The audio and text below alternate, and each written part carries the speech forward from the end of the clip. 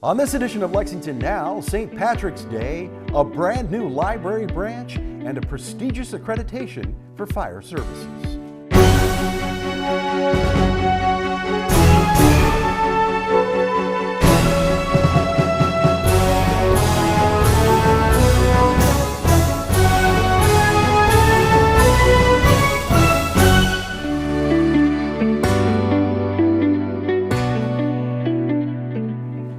I'm Neil Noah. Welcome to Lexington Now for the week of March 11th, 2024. Lexington's annual St. Patrick's Day Parade and Festival is this weekend, and it continues to get better and better. Megan Maloney tells us what to expect.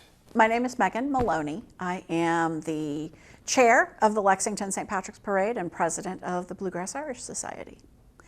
Well, the 2024 Alltech Lexington St. Patrick's Parade and Festival is going to be on Saturday, March 16th this year. We are looking forward to an entire full day of festivities. For the first time in a couple of years, the Shamrock Shuffle is back in downtown Lexington. That's going to kick off at 8:30, followed by the Blessing of the Keg at 10:45 in Tandy Centennial Park. So our festival is going to be at Tandy Centennial Park this year at the old courthouse building, and it is going to be full of vendors, craft vendors, food vendors, folks with information about all kinds of things going on. At 11:15, the festival kicks off for performances, and we've got Irish dancers, we've got bands, we've got pipe bands. We'll take a break from the festival between 1 and 2 o'clock, which is when the parade is going to roll down Main Street all the way from Midland to Mill Streets. A lot of M's there, Main Street to Midland to Mill Street. It makes it easy to know where you're going so that you can get your spot right along the avenue. Once the parade's over, we have more dancers, more bands until about 5:30, 5:45 when the festival will wrap up. So it's a great day to come out and spend really, any part of the day or all day in downtown Lexington.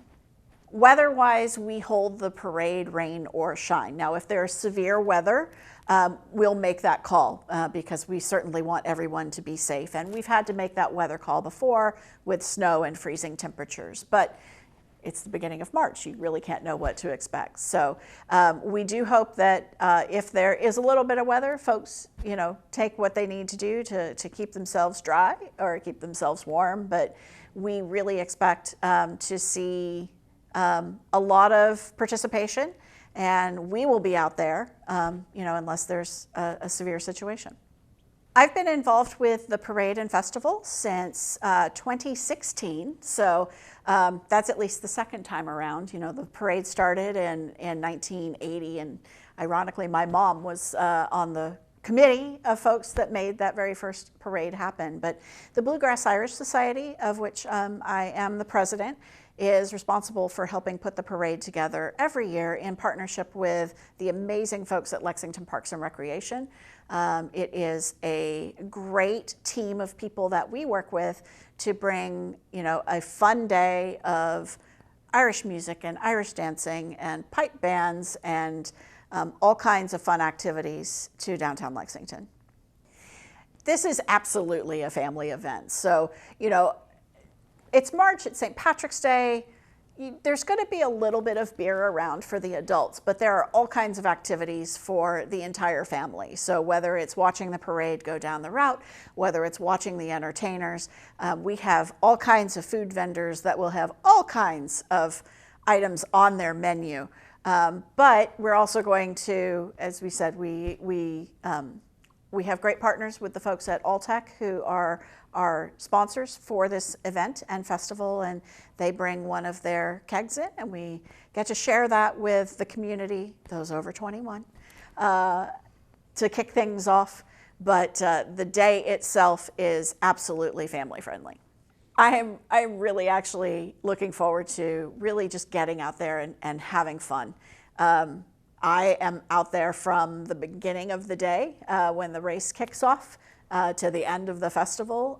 I'll be hanging out in the festival booths at the Fifth Third Pavilion, so come by and say hi.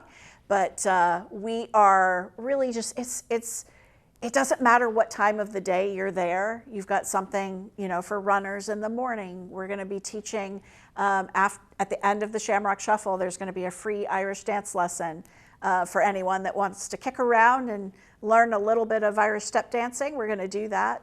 We're going to, again, get folks involved and listening and watching all of the great entertainers that we have on our schedule this year. And then the parade, you have to really enjoy the fact that we'll have close to 60 entries in the parade this year. So we're really looking forward to just having a good fun day in downtown with lots of food and lots of fun.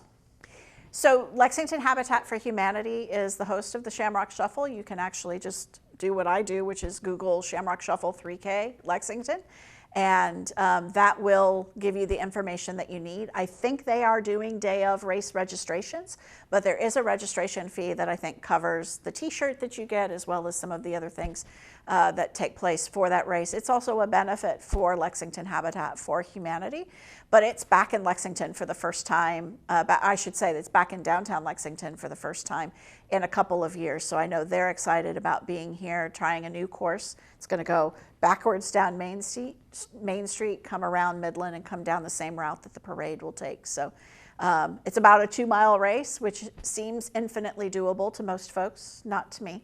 But it's also something that's doable for anyone that's interested in walking as well. We would love to see everyone come join us Saturday the 16th for the Lexington St. Patrick's Parade and Festival. It's going to be a great time in downtown. Lexington Public Library's newest location, the Marksberry Family Branch, is now opened, and it is a great addition to the Cardinal Valley neighborhood. We stopped by to take a tour of the newer space.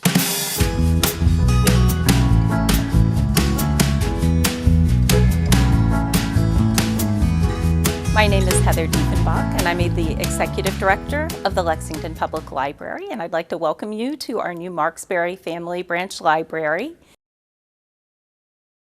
We decided to build this library after doing a long-range facilities plan. And in the process of doing that plan, we did a lot of community engagement. We went out and talked to folks all over Lexington about how the library should grow, what should be our next step. And no matter where we went in this city, no matter where we went, everyone said that it should be what was the Village branch. That was our only branch that was in a strip mall. It was in no way comparable to our other facilities. And everyone felt very strongly that our next project should be to make the Village branch comparable to all of our other locations and to be able to give the Cardinal Valley community the same resources that we supplied to every other location in the city.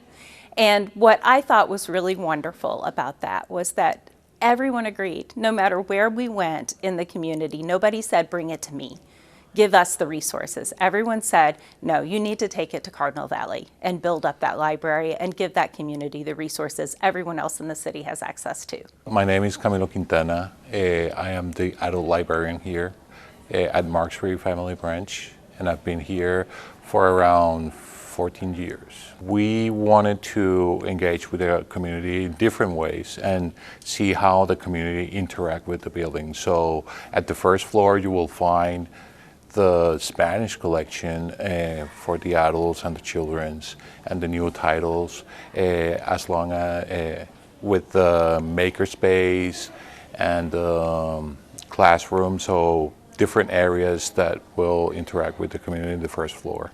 And the second floor is a little bit more of a library setting where you will find all our titles. We have more than 30,000 plus titles here in this building. And you will find different spaces like the teen area that have all the things to connect with them. A lot of feedback went into the design of this building, both from the local community and from our experienced library staff. I think another piece of intentionality that went into this space is making sure that it belonged in the neighborhood and had a place in the neighborhood. We were very mindful of that. A lot of the people who come to this building walk. They walk from the neighborhood back behind the building. So we needed to make sure that the building was appealing and accessible, not just from the front for the drivers, but also for the people coming from the neighborhood from the back. So if you walk around and look at the back of the building, it's just as appealing coming from the back as a walker as it would be from the front with your car. We always have that mighty spirit of connecting with this community here in Cardinal Valley in different languages and being the heart of access to information here. And now that we have this amazing building of 30,000 square feet, I cannot wait to see what the community starts doing, ideating here and inspiring all the new future generations, creativeness through all the different spaces that we have here right now. The way I see it is that people will interact with it on their own way, and the services that we give will start transforming in different things. So I'm excited to see how this white canvas sort of services provider will become a better building with the interaction of the community.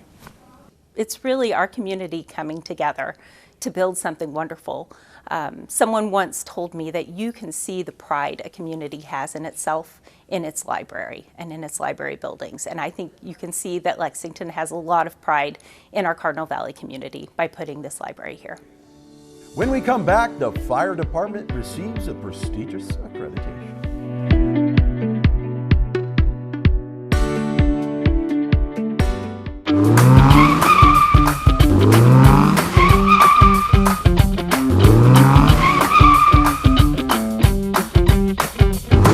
Hello, I'm Lieutenant Chris Van Brackle with the Lexington Police Department Traffic Unit. Today we are talking about disability accessible parking and the aisles between those parking places. Accessible parking is a valuable and necessary resource for people with disabilities, and that includes the striped area next to accessible parking spots. These are access aisles, and it is illegal to park here, even if you have an accessible parking permit. Police and LexPark will write tickets when they see vehicles parked in an access aisle or parked in an accessible space without a placard, and the fine is $250. Know where and where not to park. Keep the access aisles clear. Thank you, and drive safe.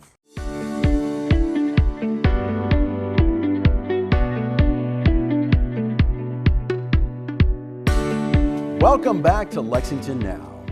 Lexington's fire department has received a prestigious international accreditation.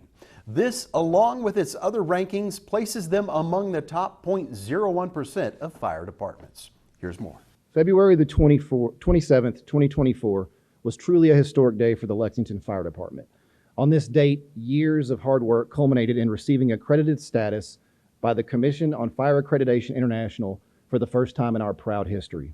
As with all things in the fire service, this was truly a team effort.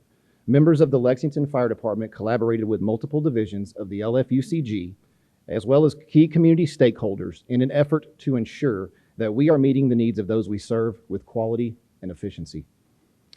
That is the basis of the accreditation process. It is an institutionalized and documented quality improvement process. This is established through continuous self-assessment, community analysis, and strategic planning. Achieving accredited status represents an outside body of industry professionals taking a deep dive into everything we do as a department and verifying that we are committed to this process. This was further affirmed by a unanimous vote of international commissioners to grant us accredited status. We were very proud to share this moment with Mayor Linda Gordon. Her presence at the commission hearings represented a commitment to quality improvement at the highest levels of local government. The fruits of this process will be tangible for years to come as we continue to work towards serving our community with dedication, professionalism, and excellence.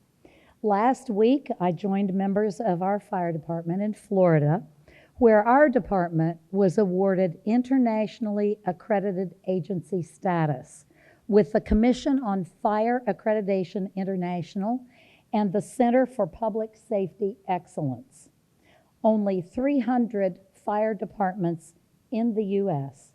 have attained this status. Only 7 fire departments in the United States, including Lexington's, have earned both internationally accredited agency status while also holding a Class 1 ranking from the Insurance Services Organization, which measures the effectiveness of fire protection services in cities nationwide. We're one of 7. I just can't help but look back here at the team. If all that sounds a little complicated, the bottom line is very simple. Our fire department is among the best of the best in the United States. This international accreditation represents the hard work and immense quality of our members, both active and retired.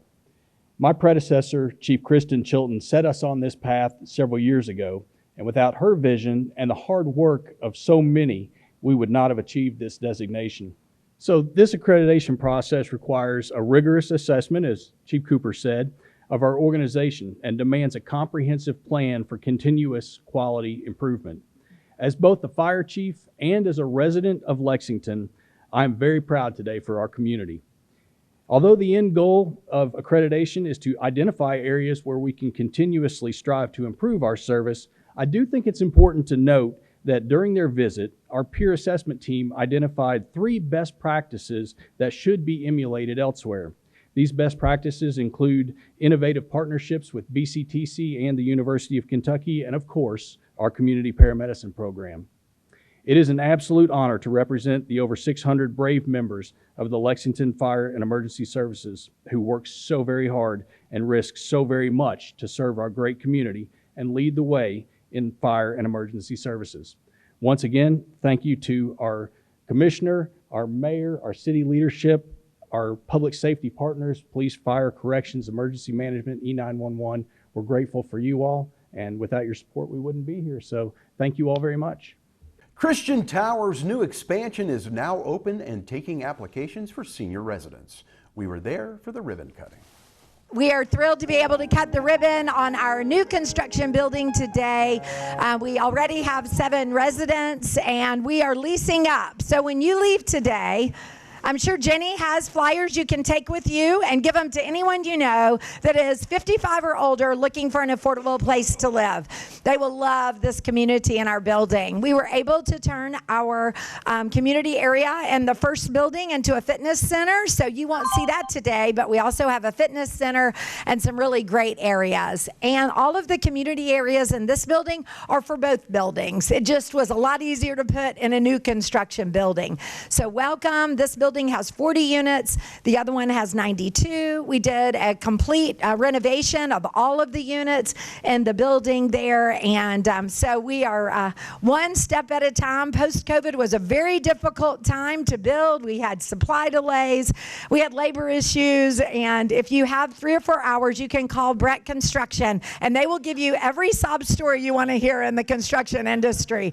So we all didn't always execute perfectly, but everyone's heart was always in the right place, and we have made it to the finish line. So we are so thrilled. I do remember back in 2022, I think it was it before that, when we announced the construction of this project. And today we're joining Mansour Mar, I never say that right, I'm sorry, for the official opening of Christian Towers 2. And this building will provide independent, affordable housing for seniors, and our senior demographic is growing wildly. It is our fastest growing demographic here. If you can believe it, people are actually retiring here.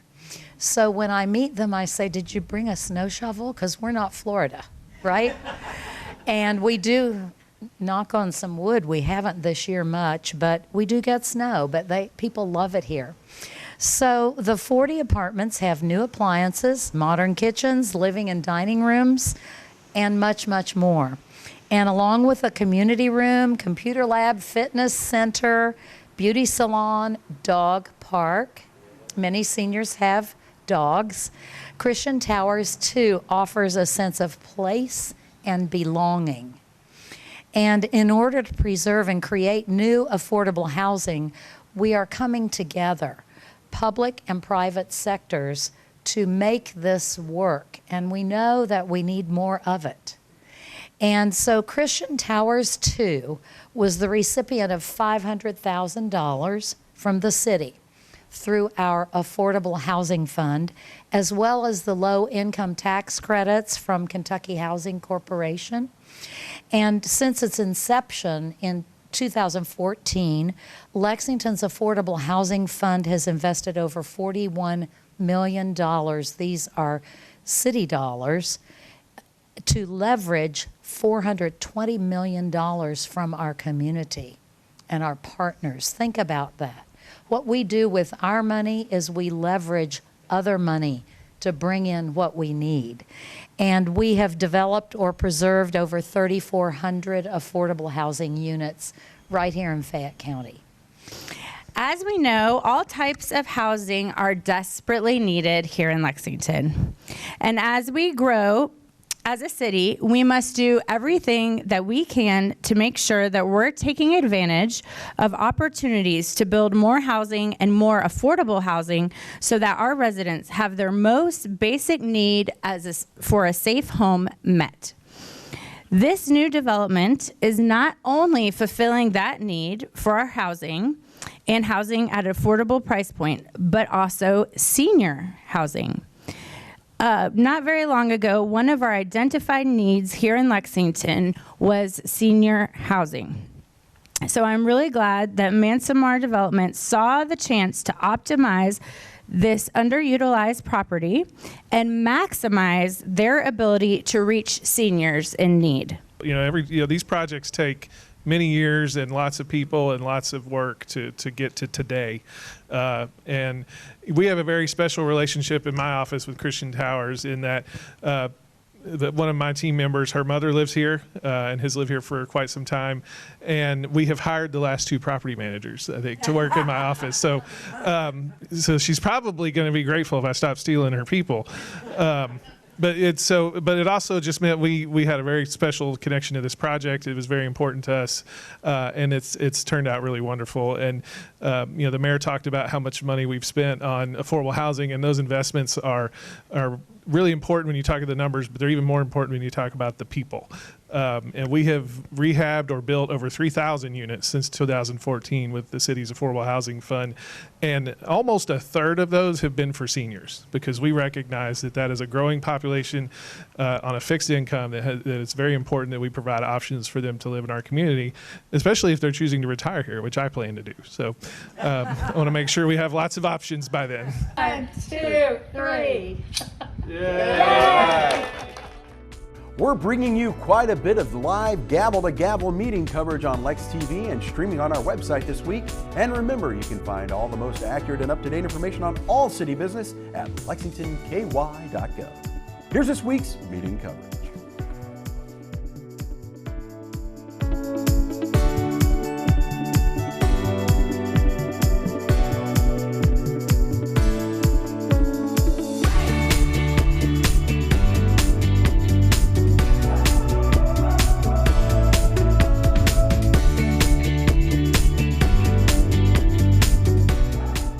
That's all for now, but as always, you can keep up with us on social media. Check out the latest traffic updates on X at LexRex, or catch our live traffic cams on lexingtonky.gov. For all of us at Lex TV, I'm Neil Noah, and that's it for now.